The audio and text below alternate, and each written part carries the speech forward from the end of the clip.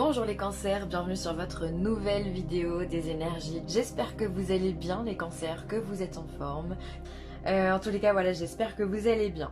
Alors pour ce tirage, j'ai utilisé le tarot du féminin sacré, le tarot psychique, l'oracle de l'énergie et ensuite en carte conseil, on aura le chemin pavé d'or, l'oracle des chakras et l'oracle des amoureux. Je ne les ai pas encore tirés comme le mois dernier, donc on le fera ensemble tout à l'heure sans problème.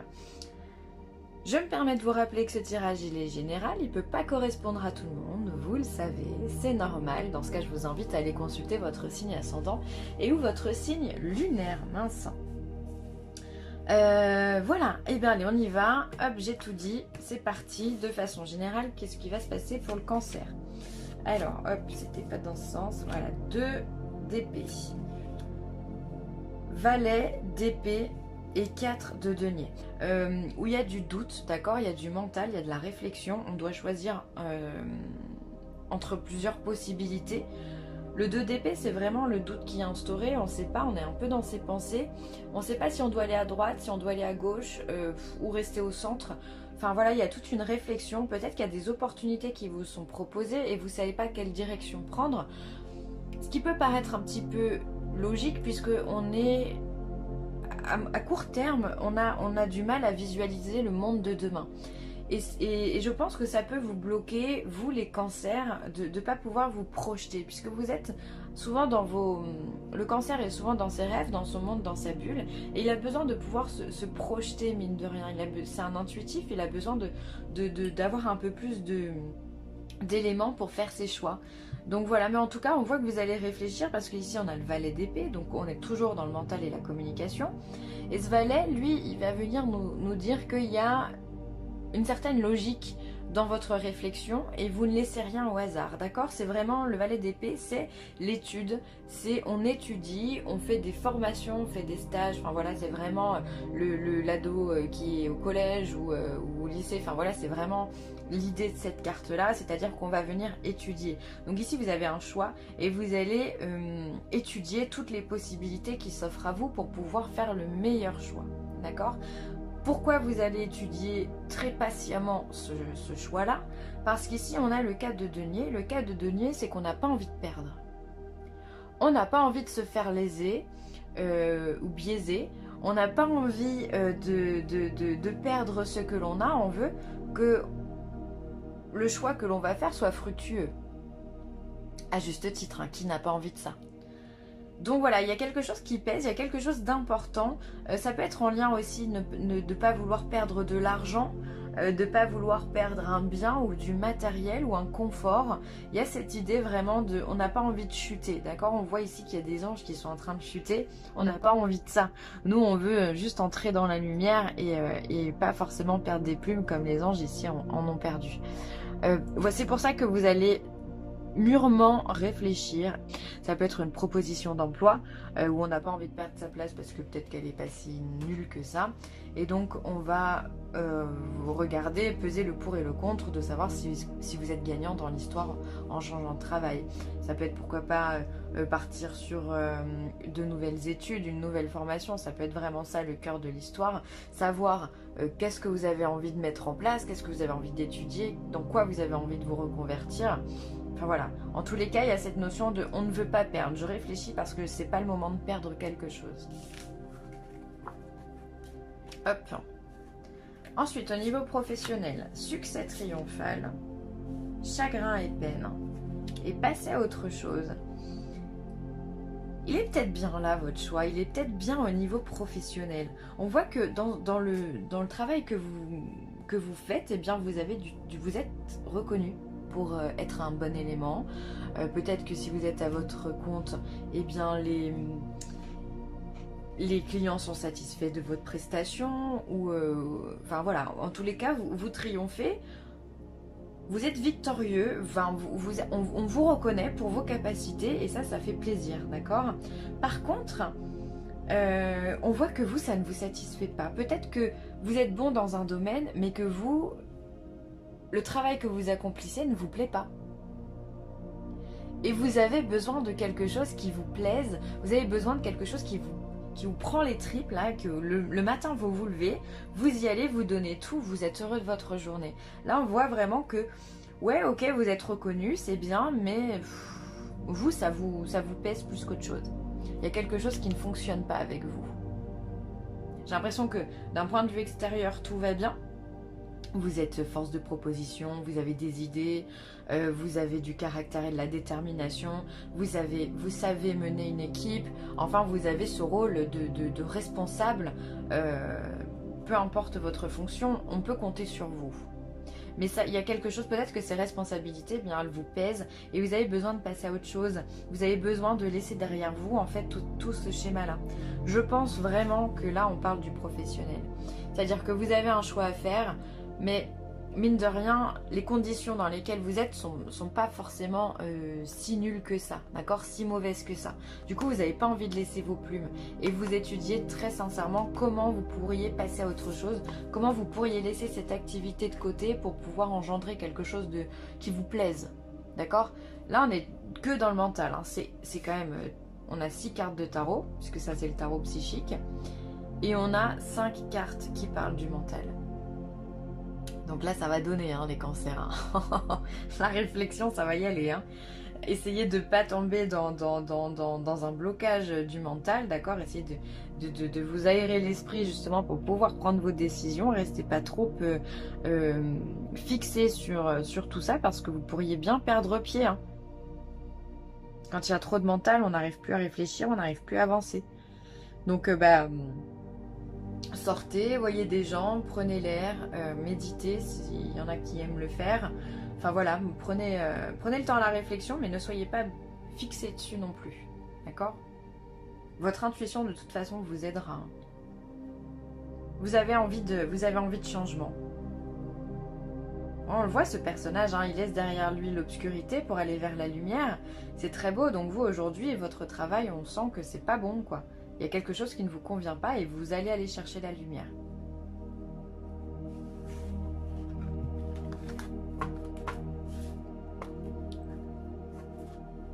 Ensuite, au niveau sentimental, on a l'attachement. On a le 7e chakra, donc l'ange Uriel. Et on a un homme qui tient un cœur. Je pense qu'il y a beaucoup d'amour. Il y a beaucoup de personnes qui vont tomber amoureux ou qui vont avoir un petit coup de foudre. On voit qu'il y a un attachement. Alors, moi, l'attachement est la carte du 7e chakra, donc c'est le chakra coronal, celui qui est au-dessus ici de notre crâne, qui vient nous parler de connexion, de synchronicité, de rêves médiumniques, de messages aussi, voilà, de clairvoyance et tout ça. Eh bien, ces deux cartes me laissent dire qu'effectivement, il pourrait y avoir des coups de foudre, il pourrait y avoir des âmes sœurs qui se rencontrent au premier regard et bim, ça le fait, on tombe amoureux très rapidement. On voit que c'est réciproque puisqu'on a un homme qui tient un cœur. Alors soit vous êtes un homme et vous allez tomber amoureux, soit mesdames, vous allez tomber amoureuse d'un homme. D'accord? Et d'un homme qui a cet amour réciproque parce que c'est un homme qui est prêt à donner son cœur, qui est prêt à partager son cœur avec quelqu'un. Donc c'est plutôt ultra positif. C'est-à-dire que là, il y a vraiment, pour les célibataires, il y a de la rencontre. Il y a des choses qui arrivent et de façon instinctive. C'est vraiment le scénario du... Je me balade pour faire mes courses et je tombe, bim... Au premier regard, il se passe quelque chose. Je tombe face à face à un homme, voilà, on s'y attend pas. Ça peut être en soirée, avec des amis. Voilà, on fait de nouvelles rencontres et effectivement, ça match. Ça match, c'est très positif. Alors attention à l'attachement également, parce que c'est une carte qui a double sens. Puisque l'attachement, on peut tomber amoureux, on peut avoir des sentiments et s'attacher à quelqu'un, c'est très bien. Mais il peut y avoir aussi cette notion de possessivité et de jalousie. Donc pour toutes les personnes qui seraient comme ça, faites attention et essayez de maîtriser justement cette jalousie, cette possessivité qui pourrait justement nuire à un couple. Donc là, on va peut-être un peu plus parler pour les gens qui sont en couple. Ça pourrait être un homme à qui ça nuit, ou alors vous nuisez à un homme. Et donc dans ce cas, attention parce que le cheminement, il peut être un peu compliqué. Donc si pour toutes les personnes qui se sentent un peu trop attachées, qui n'arrivent pas justement à lâcher prise par rapport à cet amour, on vous demande vraiment de vous concentrer sur votre intuition. Votre intuition est juste, vous êtes un signe d'eau, vous êtes connecté quoi qu'il arrive. Donc là vraiment faites attention à tous ces messages qu'on vous envoie, à tous vos ressentis. Il n'y a pas de faux ressentis. Donc faites-vous confiance, d'accord? Ne débordez pas dans un attachement trop obsessionnel. Hop, allez, un petit coup de café. Et on y va. Alors qu'est-ce qu'on va prendre? Eh bien on va prendre l'oracle des chakras. Allez, qu'est-ce que l'oracle des chakras a à dire au Cancer? Qu'on vient de dire au Cancer. Amour propre, assurance, estime de soi, confiance en soi, fierté. Ça c'est excellent. On a une carte qui vient nous parler du chakra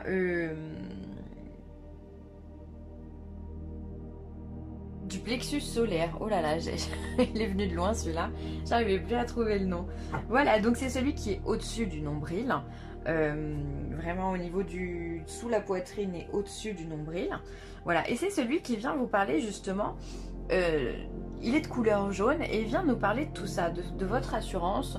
Il vient vous donner la confiance. C'est un peu le soleil des chakras, quoi.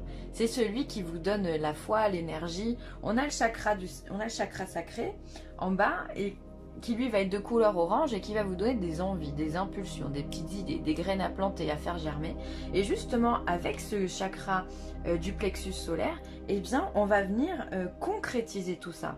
Ça va nous apporter tous les moyens possibles pour mettre en œuvre ce que l'on a envie de réaliser. Donc on va être dans la joie, on va être dans la confiance en soi, dans l'assurance, on va avoir envie de tout donner pour pouvoir mettre à bien tout ça. Donc, pour ceux qui n'arrivent pas à faire leur choix, comme on l'a vu précédemment, je vous invite à travailler sur votre chakra du plexus solaire, à inviter la couleur jaune à rentrer dans votre corps, à faire briller cette couleur comme un soleil, hein, vraiment, faites-le tourner dans le bon sens, faites vibrer cette couleur à l'intérieur de vous, d'accord? Prenez aussi des bains de soleil, pourquoi pas, ça va vous apporter de la vitamine D, ça va vous faire du bien et ça va vous faire rayonner. Donc là je vous invite vivement à travailler sur ça pour que vous puissiez prendre vos choix et notamment passer à autre chose d'un point de vue professionnel. Je ne pense pas que vous soyez d'un caractère à manquer de confiance en vous, en tous les cas en général, mais là, il pourrait bien qu'il y ait cette notion à remettre en place, d'accord? Pour pouvoir vous redonner de nouvelles idées et surtout remettre en place une belle impulsion.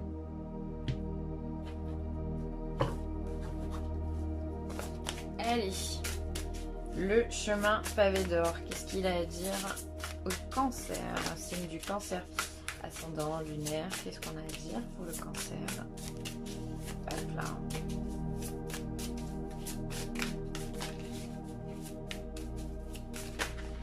Allez, tac tac. La montagne de jade. Alors ça c'est une très belle carte puisque le jade c'est une pierre qui est toute particulière. Elle est très connue au Japon par exemple, dans les pays orientaux, pardon. Pour apporter une certaine sagesse. Alors il en existe de plusieurs couleurs, d'accord? Par exemple, la jade rose va vous apporter l'amour, la jade verte, l'abondance et la prospérité.